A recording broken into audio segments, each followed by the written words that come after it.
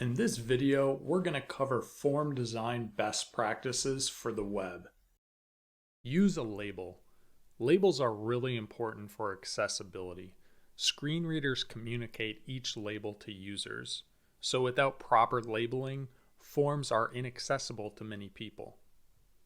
Avoid using placeholders as a substitute for a label. Using a placeholder as a label puts a burden on short-term memory. This is because the label will disappear as soon as the user starts typing, and the user must clear the input text to expose the placeholder label again. Placeholders create additional issues when they are too light or too dark. When too dark, the placeholder can be mistaken for a filled-in input. When too light, some users might not see that placeholder. Keep labels short. Avoid long labels wherever possible, so forms are easy to read and scan. Less is really better. Match field length and structure to the intended input. The length of the field affords the range of the answer.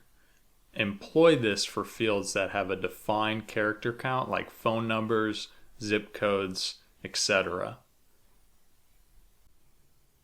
Form fields should look like form fields.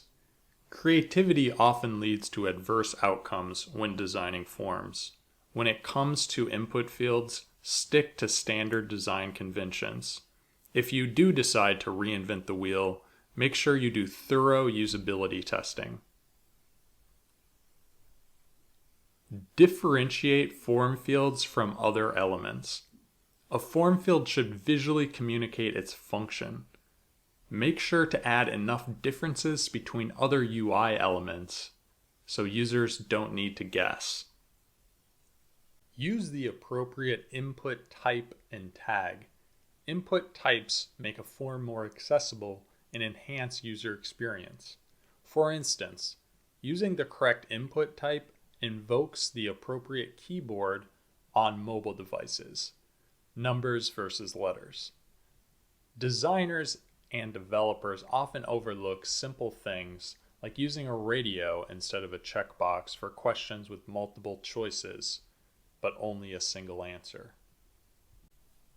Forms should usually be presented in one column. One column forms are more comfortable to scan and can form better on mobile displays. Multiple columns can strain a user and cause them to skip fields accidentally. However, like most best practices, there are exceptions to this rule. Make sure to always keep in mind the context you are designing to determine the best presentation. Fields that logically go together should typically be in line. Stacking related fields like names, addresses, and payment info causes unnecessary friction and can break a user's flow. Instead, combine them in logical ways. Omit unneeded fields. Omit optional fields and think of other ways to collect data. Always ask yourself if this question can be inferred, postponed, or just completely excluded. Make sure action buttons are task specific. The submit button's text should describe the action it will invoke clearly and concisely. A user should never be confused about what will happen once they press the button. Group labels with their inputs. Present labels with their corresponding input so it is clear to users which field they will be filling out. Errors typically occur if a user scrolls up and down a page and makes an incorrect association. Avoid all caps. It is a manner of style between sentence case and title case, but all caps are never a good idea in forms. All caps are hard to read, scan, and it just looks obnoxious. Present checkboxes and radios vertically.